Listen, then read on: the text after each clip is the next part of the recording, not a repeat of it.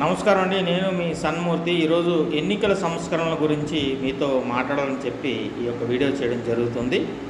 ముఖ్యంగా కేంద్ర ఎన్నికల కమిషన్ ఏదైతే ఉందో, కేంద్ర ఎన్నికల కమిషన్ రాష్ట్రాలకు కూడా ఈ యొక్క ఆదేశాలను జారీ చేసినట్టయితే రాబోయే రోజుల్లో ఇబ్బందులు అనేవి మనకి ఎదురుకావు.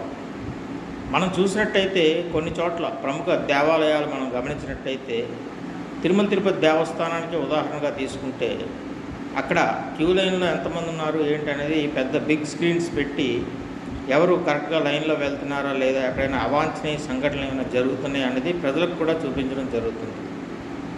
అదే పందాలో ఎన్నికలకు సంబంధించి కూడా లోపల ఏం జరుగుతుంది, అధికారులు లేదంటే పోలీస్ యంత్రాంగం వారితో కొమ్మక్కయ్యారని ఒక ఆరోపణలు వస్తున్న సందర్భంలో అది రాకుండా ప్రజలకు కూడా ఎన్నికలను వీక్షించేందుకు అవకాశం కల్పిస్తూ ఎన్నికల యంత్రాంగం ఏవైతే సీసీ కెమెరాలు పెట్టారో ఆ సీసీ కెమెరాల ఫుటేజ్ని బయటికి అందరికీ బహిర్గతం అయ్యేటట్టు ఒక లింక్ రూపంలో కానీ లేదా అక్కడే స్క్రీన్స్ ఏర్పాటు చేసి ప్రజలందరూ ఎన్నిక అసలు ఏ రకంగా జరుగుతుంది, మిషన్లు పనిచేస్తున్నాయా లేదా, క్యూలో ఎందుకు అంతసేపు నిలబడుతున్నారు, ఈ అంశాలన్నింటినీ కూడా వారు పబ్లిక్గా ప్రజలందరూ తెలుసుకునే రీతిలో దీన్ని అమలు చేయాల్సిన అవసరం ఉంది.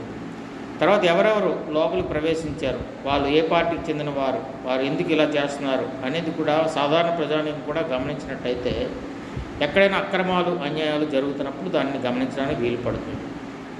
అలాగే మనకి కౌంటింగ్ జరిగేటప్పుడు కూడా కొమ్మక్కయ్యారని లేకపోతే ఇంకో విధంగా అనౌన్స్ చేశారని మళ్ళీ దానిపైన కోర్టుకి వెళ్ళడం జరుగుతుందని చెప్పి ఇలాంటివన్నీ జరగకుండా వాటికి సంబంధించినటువంటి ఫుటేజ్ని కూడా ఉదాహరణకి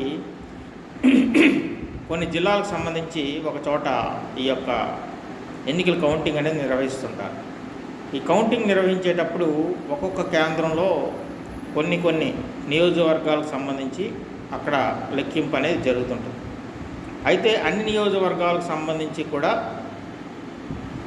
ఏదైతే సీసీ కెమెరా ఉన్నాయో ఆ ఫుటేజ్ బయటికి రిలీజ్ చేస్తుంటే అక్కడ ఏదైనా లోపం జరుగుతుంది, లేదంటే విషయాలు తప్పుడుగా చెప్తున్నారు, లేకపోతే ఇంకో రకంగా దాన్ని మోసగిస్తున్నారు, లేకపోతే మిషన్ ఆగిపోయింది, స్ట్రక్ అయింది, దీనివల్ల ఆ ఎన్నికకి సంబంధించినటువంటి ఇన్ఫర్మేషన్ సరిగ్గా రాలేదు అనేది కూడా అధికారులు పర్యవేక్షించడంతో పాటు సాధారణ ప్రజానీకం కూడా పర్యవేక్షించినప్పుడు ఆటోమేటిక్గా దానికి సంబంధించి తప్పులు జరగకుండా ఉండడానికి అవకాశం అనేది ఏర్పడుతుంది.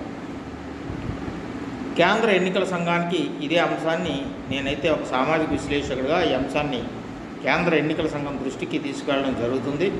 తప్పకుండా కేంద్ర రాష్ట్ర ఎన్నికల సంఘాలు ఈ దఫా కౌంటింగ్ ప్రక్రియ, అదేవిధంగా చివరి దశ ఎన్నిక జరిగేటప్పుడు 1వ తేదీ జరిగేటటువంటి ఎన్నికకు సంబంధించి కూడా ఏ రాష్ట్రాల్లో ఎన్నికలు జరుగుతున్నాయి, ఆయా రాష్ట్రాల సీసీ ఫుటేజ్ కూడా అక్కడ సంబంధిత పోలింగ్ కేంద్రాలకు సమీపంలో ఉండేవారికి ఆయా పోలింగ్ కేంద్రంలో ఓటు హక్కును వినియోగించుకునేవారు చూసే విధంగా అక్కడ డిస్ప్లే బోర్డులు అనేవి ఏర్పాటు చేయడం, తద్వారా ఓటింగ్ ప్రక్రియ ఏ రకంగా జరుగుతుంది, ఎక్కడైనా రిగ్గింగ్ అనేది జరుగుతుందా, లేకపోతే మిషన్ పనిచేస్తుందా లేదా, ఎంత టైం ఎందుకు పడుతుంది అనే అంశాలని కూడా అక్కడ లైన్లో ఉన్నటువంటి ప్రజానీకం తెలుసుకోవడానికి వీలు పడుతుంది.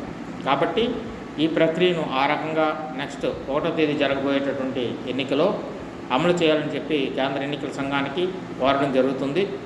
అదేవిధంగా 4వ తేదీన సార్వత్రిక ఎన్నికలకు సంబంధించినటువంటి ఈ లెక్కింపు ప్రక్రియ జరుగుతున్న సందర్భంలో సంబంధిత నియోజకవర్గాలకు సంబంధించినటువంటి ప్రజానీకానికి లింకు ఉపయోగించుకునే రీతిలో వారు కూడా లెక్కింపును ఆన్లైన్లో చూసే విధంగా ఎక్కడైనా ఎటువంటి అవాంఛనీయ సంఘటనలు జరుగుతున్నాయో లేదో ప్రజల సమక్షంలోనే ఈ యొక్క లెక్కింపు అనేది చేపడుతున్నట్టుగా ధృవీకరిస్తూ కేంద్ర ఎన్నికల సంఘం ఈ రకమైనటువంటి ప్రక్రియను కూడా చేపడితే బాగుంటుందనేది నా అభిప్రాయం.